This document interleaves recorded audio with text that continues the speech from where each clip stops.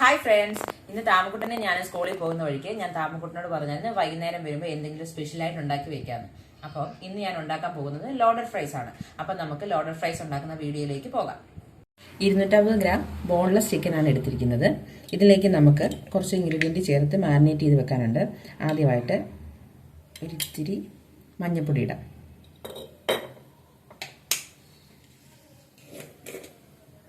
അടുത്തതായിട്ട് മുളക് പൊടി,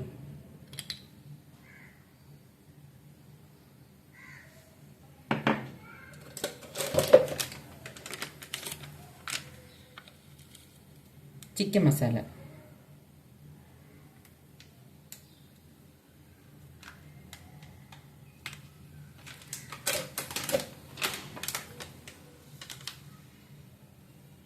ഗരം മസാല,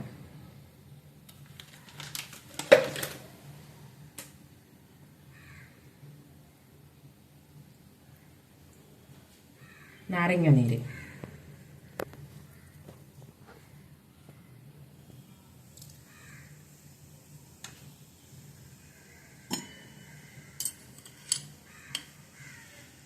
ഉപ്പ്.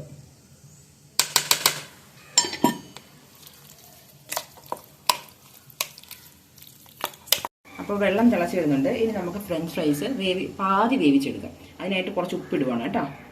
ഒരുപാട് ഉപ്പിടണ്ട, കുറച്ച് ഉപ്പിട്ട് വെള്ളം വേവിച്ചതിന് ശേഷം നമുക്ക് അരിഞ്ഞു വെച്ചേക്കുന്ന ഫ്രഞ്ച് ഫ്രൈസ് ഇതിലേക്ക് ഇടാം. ഈ വലിപ്പം വേണം കേട്ടോ, വെന്ത് ഉടഞ്ഞു പോകരുത്. അതിന് മുമ്പേ തന്നെ നമുക്കിത് എടുക്കണം. ഒരു 70-75% വേവായാൽ മതി.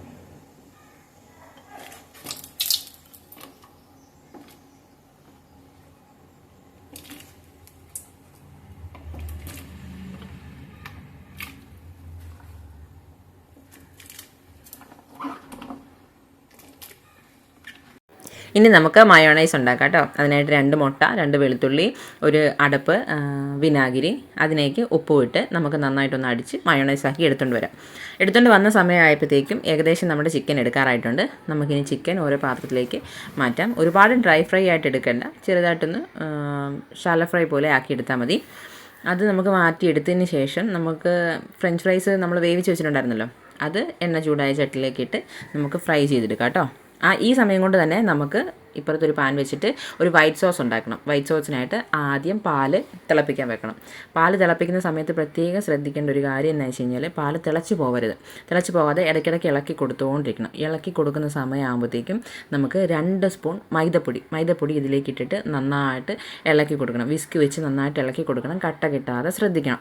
കട്ട കെട്ടാതെ ഇളക്കി ഒന്ന് കുറുകി വരുന്ന സമയമാകുമ്പോഴത്തേക്കും കുറച്ച് സമയം എടുക്കും. കുറച്ച് സമയം എടുത്ത് തീ പ്രത്യേകം ശ്രദ്ധിക്കേണ്ട, തീ സിമ്മിലായിരിക്കണം വെച്ചിരിക്കുന്നത്. സിമ്മിലിട്ട് നന്നായിട്ട് കട്ടയുടച്ച് നല്ലതായിട്ട് കുറുകി വരുന്ന സമയമാകുമ്പോഴത്തേക്കും അതിലേക്ക് ഒറേഗാനോ ഉണ്ടാവുമല്ലോ, ഒറേഗാനോ പൊടി അതിലേക്ക് ചേർക്കുക. 1.5 ടീസ്പൂൺ മതിയാവും. 1.5 ടീസ്പൂണിൻ്റെ ഒറേഗാനോ ചേർത്ത് നന്നായിട്ട് മിക്സ് ചെയ്തതിന് ശേഷം ആ ചൂടോട് കൂടെ തന്നെ നമുക്ക് ചീസിൻ്റെ സ്ലൈസ്, ഒരു 4 ചീസിൻ്റെ സ്ലൈസ് നമുക്ക് ചേർത്ത് നന്നായിട്ട് മെൽറ്റ് ആവുന്നത് വരെ ഇളക്കി കൊടുക്കുക. നന്നായിട്ട് മിക്സാക്കി ഇളക്കി കൊടുത്ത് അത് മൊത്തം മെൽറ്റായി ആ സോസിനോട് കൂടെ അത് യോജിച്ച് വരത്തക്ക രീതിയിൽ നന്നായിട്ട് മെൽറ്റാക്കി കൊടുക്കണം. ഇപ്പോൾ ഈ കണ്ടില്ല, അതിനകത്തേക്ക് കുറച്ച് ഉപ്പും കൂടി ഇട്ട് കൊടുക്കണം. ഉപ്പും കൂടി ഇട്ട് കൊടുത്ത് ഒന്നും കൂടെ റൗണ്ടാക്കിയതിന് ശേഷം കുറച്ച് മയോണൈസ് ഞാൻ മാറ്റി വെച്ചിട്ടുണ്ടായിരുന്നു. അതിലേക്ക് കുറച്ച് കെച്ചപ്പും കൂടെ ആഡ് ചെയ്തിട്ട് അത് മിക്സ് ചെയ്ത് ഒരു സൈഡിലേക്ക് മാറ്റി വയ്ക്കുക. ബാക്കി മയോണൈസ് പകുതിയായിട്ട് മാറ്റി വയ്ക്കുക. എന്നിട്ട് ഫ്രഞ്ച് ഫ്രൈസ് ആദ്യം ഒരു പാത്രത്തിലെടുത്ത് ലെയറാക്കി ഇടണം. ലെയറാക്കി എല്ലായിടത്തും ആകത്തക്ക രീതിയിൽ നന്നായിട്ട് ഇടണം. എല്ലാം നമ്മൾ പരത്തി വെച്ചതിന് ശേഷം നമ്മൾ ചിക്കൻ ഇട്ട് കൊടുക്കുക. ചിക്കൻ ഇട്ട് എല്ലായിടത്തും ആകത്തക്ക രീതിയിൽ ചിക്കൻ എല്ലാം സ്പ്രെഡാക്കി കിട്ടിയതിന് ശേഷം നമുക്ക് മയോണൈസും കെച്ചപ്പും കൂടെ മിക്സ് ചെയ്തിട്ടുള്ള ആ മയോണൈസിലെ അത് നമുക്ക് എല്ലായിടത്തും ആകത്തക്ക രീതിയിൽ സ്പ്രെഡ് ചെയ്ത് കൊടുക്കാം. ഇത് സ്പ്രെഡ് ചെയ്ത് കൊടുത്തതിന് ശേഷം വേണം പ്ലെയിനായിട്ടുള്ള മയോണൈസ് വെക്കാനായിട്ട്. പ്ലെയിനായിട്ടുള്ള മയോണൈസ് എല്ലായിടത്തും ഇട്ടതിന് ശേഷം വേണം നമ്മൾ വൈറ്റ് സോസ് ഉണ്ടാക്കി വെച്ചിട്ടില്ലേ, നമ്മുടെ ഒറേഗാനോ ഒക്കെ ഇട്ടിട്ടുള്ള ആ വൈറ്റ് സോസ് ഇതിനേക്ക് ഇട്ടിട്ട് വൈറ്റ് സോസ് എല്ലായിടത്തും ഒന്ന് സ്പൂണ് കൊണ്ട് എല്ലായിടത്തും ഒന്ന് പരത്തി കൊടുക്കണം.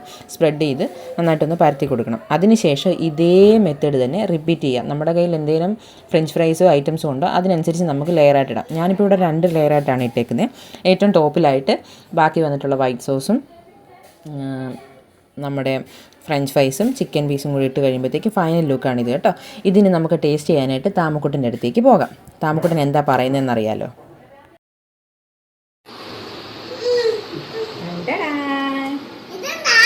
എന്താ കഴിച്ചു നോക്കാം.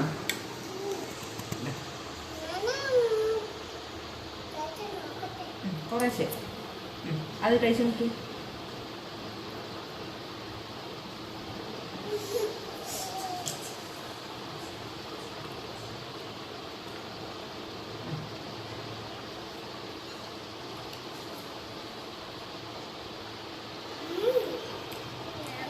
യമ്മിയാണോ?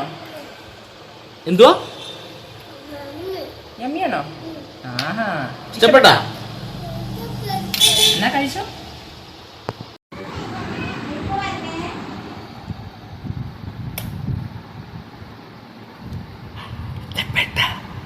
ഇഷ്ടപ്പെട്ട ഇഷ്ടപ്പെട്ടാ? ഇഷ്ടപ്പെട്ടാ?